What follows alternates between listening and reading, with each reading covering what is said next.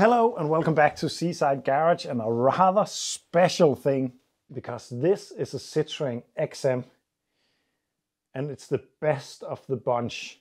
Maybe actually the worst, but that depends on how you look at things. But in my mind, this is the greatest XM you could get. This is not mine, unfortunately. It could have been. More on that later. Regrets. I was asked to help revive this car, or at least assess if it's possible to revive this car. Back in 22, back in January, I think it was, I had a Panda 4x4. Some of you might remember that. I have a whole video series on that one. And then one day I was contacted by a guy called Anders, and he wanted to buy the Panda, and I agreed. More regrets, but that's how I roll. You all know that I don't really keep my cars for long. Anders is one out of 4 guys who makes a Danish podcast called Bilklubben Podcast, and also runs a YouTube channel with the same name. I'd say it's the best car-related podcast and YouTube channel in Denmark. The story about this car is that one of the guys from Bilklubben Podcast made a story on his social media stating that he was looking for an XM. And I got interested because I always liked these cars, and I got a bit interested in finding out how many was left and if it was possible to find any. It has been called the last big Citroën. A lot of the Citroëns has been called that, and I would argue that the CX is a bit more quirky, Citroën-like, and also that the C5 and the Sansia and all that after this still was proper Citroëns. But anyway, back to the story. I wrote the guy who gave me the Citroën BX 4x4 and the guy I also bought the Citroën Visa GTI from, and asked him if he knew anything about XMs in Denmark. Of course he did. He didn't have one, but he knew where to find one. So a while later he sent me some pictures of this one and told me that I should stay away because it's a bucket of... No, really, it's a complicated car, so taking on a car like this as a project car could be a bit much. I just sent the information to NP from Bilklubben about this car, and he was really interested in it, and he bought it. It did not look like this. I will put some pictures in of the state it was in when it was found. They picked it up, and then they did something very not Seaside Garage-like, and that's the reason why you might look at it and think, is this really a barn find? Yes, it is a barn find. But they took it directly to Oxholm Car Care. There is a link in the description on all the stuff that I'm mentioning right now. They did an impressive job on the interior. They cleaned the outside. They still haven't polished it because I think they know Seaside Garage, and they know that I'm not the best at having gloves on and all that. So polishing a car that is not even running is maybe not a good idea. But they cleaned the interior out because it was dangerous to be in there because of critters and all that. They removed some mouse nests and stuff in the engine bay, and yeah. So it's actually pretty nice to work on, and it's looking pretty sharp, especially on video. It is rough around the edges, but in general it seems to be in pretty good condition. And now it's my turn. This car has not been started for 20 years. It is the 3-liter V6 engine, also known from the DeLorean and some Volvos and other stuff, PRV engine. It is known to grenade itself because of some issues with the camshafts. Apparently they wear out really quickly, clogs up the oil system, and then just wrecks the engine. Hopefully the cams on this has been changed, or hopefully it's just not a problem on this one. I don't know. We don't really know the service history on the car. All we know is that a guy who knows a lot about Citroëns owned it. That is giving me hopes, at least. As you can see, it's really low because, of course, without an engine running, a Citroën XM will be almost on its belly. It was a struggle to get this off the trailer. I'm pretty sure that Bilklubben Podcast's YouTube channel got a video of it unloading at my garage, so go and look at that. Maybe you can put subtitles on it. I'm not sure. Otherwise, you will just have to enjoy the scenes. To be honest, I have to admit that making this video is going to be a bit of a struggle because the car is pretty big and the Mahari is right there. The GTI is over there. And if you watch the video on the GTI, you would know that the subframes sort of went through the floor the other day. Therefore, it is standing there until I fix it. I don't even dare move it because I don't want it to crush completely.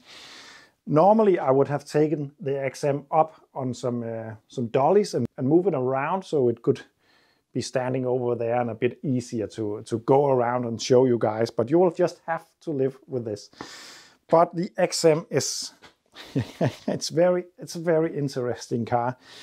I think, I could be mistaken, but I think it's the car in the world with the most windscreens. At least it's up there because this car got 13 pieces of glass. 5 on each side. The windscreen, of course, and the rear windscreen. Unfortunately, the front windscreen is cracked on this one, but inside there is a spare one, so that's really nice. So you might ask, where is the last piece of glass on this car? And that is one of the places where this car shows itself as being a real Citroen, because of course, if you have passengers on the rear seat with a nice scarf and all that, it's not very nice that when you open the rear hatch that the wind will blow on the necks and you know, the scarf will be flying around. So back here we have an extra piece of glass. I do think it's supposed to be a slightly longer down, but that's just because of the piece of string over there. But this just makes sure that no cold wind will mess up your hair back there, something like that. That's so Citroen-like and so unpractical in a practical kind of way, you know. It's it's really fun. Oh, and before stepping into this wonderful place to be, this is the early 90s best of the best. No, there's a Ferrari and Maserati and all that, but this is up there with all the big BMWs or Audis, Mercedes, and you know, all of them. This is, it's a cool place to be. But before going in and looking at all that greatness, there is something that is always apparent on a project car, and that is, yeah, because a project car is like a box of chocolate. Or at least there's always a box of crap with it that you never really know what is and why it's taken out, or if it's a spare and all that. Especially this is kind of weird. There's a Danish Range Rover manual in this one. And I'm pretty sure that the Citroen XM got absolutely nothing in common with a Range Rover. Anyway. Oh, here is a instruction to install electronic ignition on a 2CV. Great. And some wheel bolts. That's actually nice because I saw some of them were missing.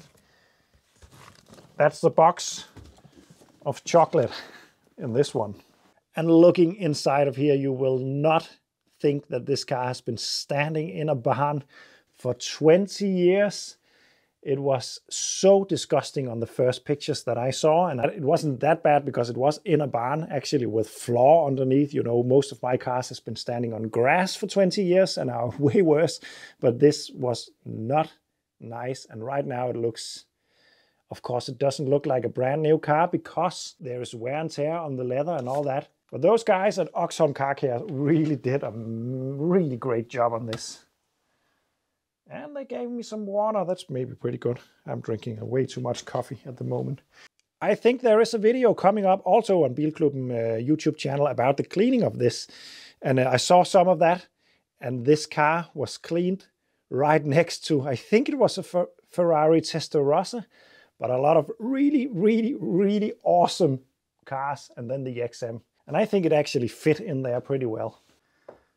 This will be the first time that I sit in this because I was not the one who was behind the wheel when we pushed it inside of here. It was Niels Petter from Bilklubben who owns the car. Luckily, because he actually drove it into my wall and scraped it up the side. Not me, but anyway, he called it a French parking, and I totally agree about that. But inside of here is awesomeness. And one of the really great thing about this model is that it's an early XM. That means that it's before airbag. Of course, that's not very good in a safety perspective, but the steering wheel is the same as it was in the CX, and it's an awesome, awesome steering wheel, and it's really Citroen-like. After this, it becomes really boring in the steering wheel compartment. I think this may be the last good-looking steering wheel in a Citroen, actually, in my opinion, because this is awesome. And we have buttons down here that controls the radio volume up and down.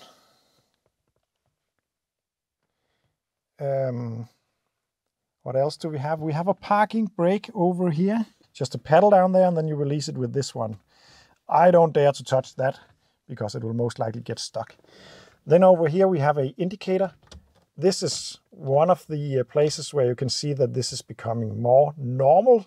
Citroen is losing some of their weirdness because this is just a pretty normal indicator. It's not a sponge or a push button up here that doesn't auto cancellate or anything. It's pretty simple. We still have a slightly weird way of turning lights on and off, but nothing too weird. Interior light. Then there is some computer stuff going on here on both sides. It's going to be interesting to see what they do. And up here we got a pretty normal dash, ref counter, and temperature gauge, the speedometer. As you can see, maybe it is showing 170,000 kilometers on the clock, which is not that bad in my opinion. It also tells me that if this engine did not have that upgrade on the camshaft, I think it would have grenaded itself, but maybe that's the reason it was parked, who knows.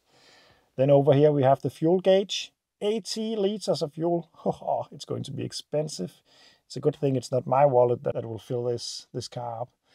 And temperature, oh, so that's coolant temperature, and this over here is oil temperature. I love cars with oil temperature gauges and coolant gauges. I hate cars without any of those because that's so stupid.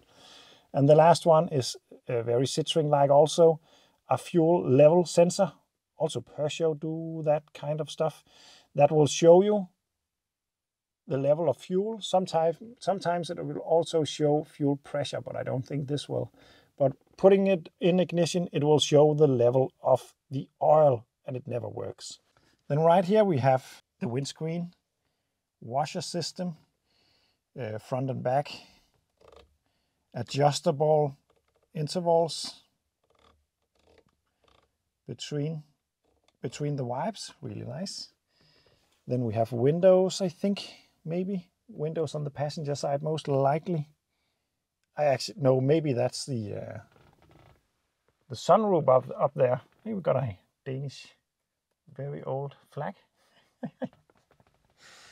I think it's a sunroof and washer on the rear, and something that has been used a lot because I can't even see what's it showing. And heated rear window, hazard light. Then we got air conditioned system, also looking really cool. A aftermarket Ericsson phone holder. That's also cool. And then this wood kind of panel that hides away the, oh yes, the radio, of course, and it's there, and it's the original Citroen one. How nice is that? Cool. I really like this. They also do that on the BX. I think a lot of Citroens actually have this hiding away of the hi-fi system, and it's really classy in my opinion. Maybe we can also hide away the ashtray. Oh yes, we can. Nice. Yeah, maybe it's slightly stuck, but cool.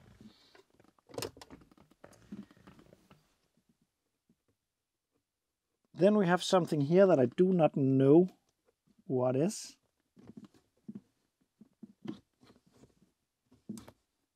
Oh, that's Sport and Auto. And I'm pretty sure that's because this car got really clever suspension system. So I'm pretty sure that this is normal auto suspension and Sport that will firm up the ride a bit. And over here we have the height adjustment that we got on most Citroens. We got normal ride height, we got slightly lower, we got all the way, oh, it's the other way around. Normal ride height, a bit higher, very high, only used for service or wheel changes and all that. And the low settings. I wonder if this car can drive on 3 wheels. That could be a fun video to do in the future. But it's basic Citroen hydraulic suspension system, this. Then we got this, which is also a really cool feature about this car, because it's a manual. It's a proper manual. It's not an automatic, and that's cool. And then down here we got adjustment of the side mirrors, I guess. And oh no, I heard about this. A keypad. I think, like some Peugeots also have it, this is some kind of security system, so you have to punch in a code to start the car. I don't know if we have that code. I really hope we do, but I haven't found it anywhere so far. But I really hope that it's something that we have. Otherwise, we will be slightly beep. There's a lot of buttons that are going to be fun to push when we get power on this, because we also have something here that controls the seats and all that. There's a lot of cool gadgets in this one. And then we have the armrest with a bit of storage room down in. Also really nice. I wonder if this can lower down, maybe. It looks that way, but I'm not sure. Maybe it's electric. Maybe it's one of those buttons that can lower and raise this. This is a nice place to sit. I really feel comfortable in here, and I'm looking forward to drive this one day, hopefully, if the engine is savable. One thing that is slightly worrying is this. There's a lot of play in the steering, but maybe that's not a problem, because this car got the Ferrari steering system that is also known from the CX and from the SM. It's self-centering, speed-sensitive steering. So it's controlled by hydraulics, and you will have absolutely no feel of the road going through the steering wheel, which makes for a pretty comfortable ride, but maybe not the most sporty or ride in the world, and you won't really feel what the tires are doing. You will have to learn driving with one of these, but it's a cool thing, and it's very Citroen-like. Let's take a look at the engine. We are not going to try to start anything up today, but I would like to put on some power to the system to see if stuff in here is working. By the way, before showing you the engine, I'm just going to show you something else. Because right in here, and other places as well, I think, but right in here, we have a code right there. This code is pretty important on Citroens, or it can tell you a lot at least. I can't remember what it is called, the code, I mean. But Up and Down Videos got a really good guide on how to read this and what you can actually get from this, because you can date I think actually the day that the car was produced from this number. So you should really check that out if you're interested in that. But down here is my end of the deal on this car. This is where I hopefully can help out, because this is the PRV engine, 3-liter V6 engine, mounted like this. This engine produces 200 horsepower, and it is the fastest Citroen since the SM with the Maserati engine, as far as I know at least.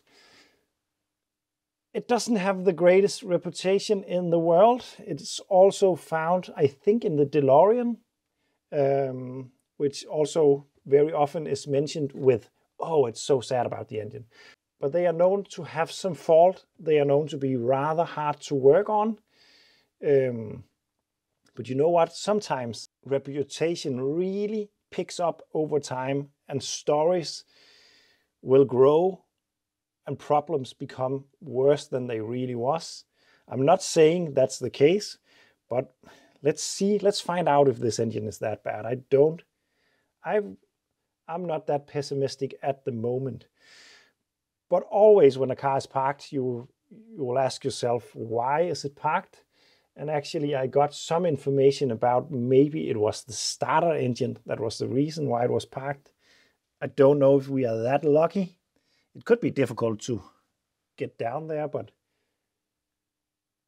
anyway, Mouse has been living in this engine bay. It has been standing still for 20 years, so it could actually be completely stuck. And if this engine is not savable, then we are having a completely different prospect on this project.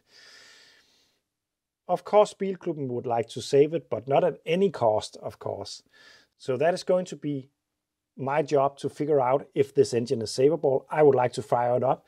I most likely will also make sure that the suspension and the brakes are working, but we'll see about that in the future. First thing is the engine. And unlike most of my barn find videos, I will be a bit more careful on this one. One thing is that it's not mine. Another thing is that the engine is a bit complicated and it is a rare engine to get. So I will try to be a bit more careful starting it up. So I'm going to remove the spark plugs, make sure that there is oil down the bores, make sure that it can turn completely 2 revolutions before even attempting to use the starter engine, which might not work. I will pump oil pressure with the starter before having any kind of ignition. I will change the coolant. I will change the oil. I will do a lot of stuff that I not normally do because the rarity of this engine. And then we will see if we can make it run. But all I want to do right now is to put in a fresh battery. This is 20 years old. And then see what comes to life, because that's fun. Whoa.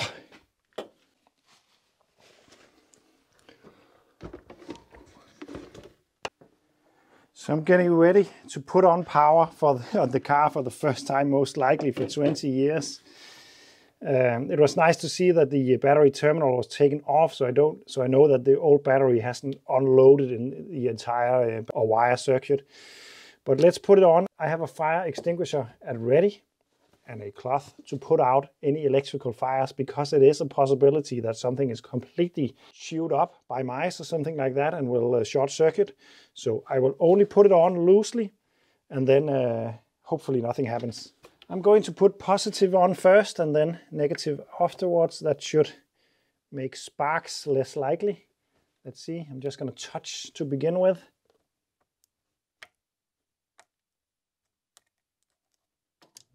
What? I think the car is in ignition. I'm just going to check that. It was in ignition. I'm going to put it on again. We did get light, and I actually also heard a fuel pump prime, which is not ideal because I know that the fuel will be bad. We will have to purge it, but I think I most likely will use the fuel pump to get the rest of the fuel out. But now power is on the car and nothing is burning so far. Let's go inside the car and see if stuff is working in there. Okay, so we are inside the XM. Let's put it in ignition and see what happens.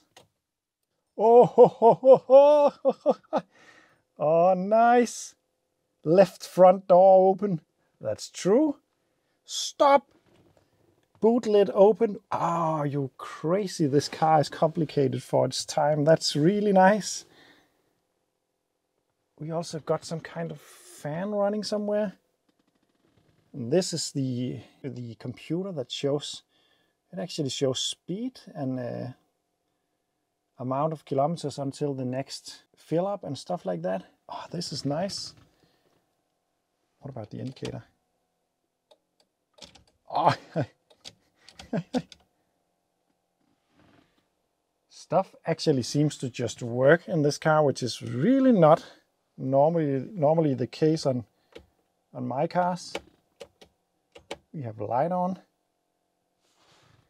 We have some kind of fan running.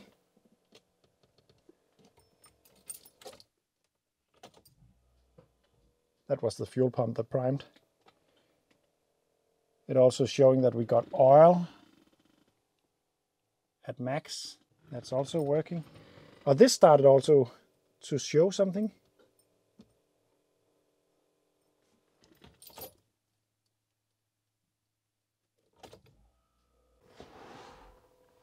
This thing up here is making a sound. What is that? think it's possible that we got a short circuit of some kind up here. That I need to look into, because we don't want a fire up there. But it's making a sound. Could it be some kind of sensor alarm or something? There is a microphone. Oh, you can't see anything up here. It's the air conditioning fan. Yeah, what? It's just working. I can't believe that this car has been standing for 20 years. This is too functioning to be true. Or maybe I just get the crap cars. What about the radio? Let's try that out. Code in. We need a code. But I can hear something in the radio, so in the speaker, so it is working. Just need to find the code. Maybe it's in the manual or something like that. But that is also working. This one is showing a red light, so we have a problem down here. We need to find that code. Hopefully I will find that in the next video somewhere, or else we're going to have a problem. But right now I want to try this. Something is happening.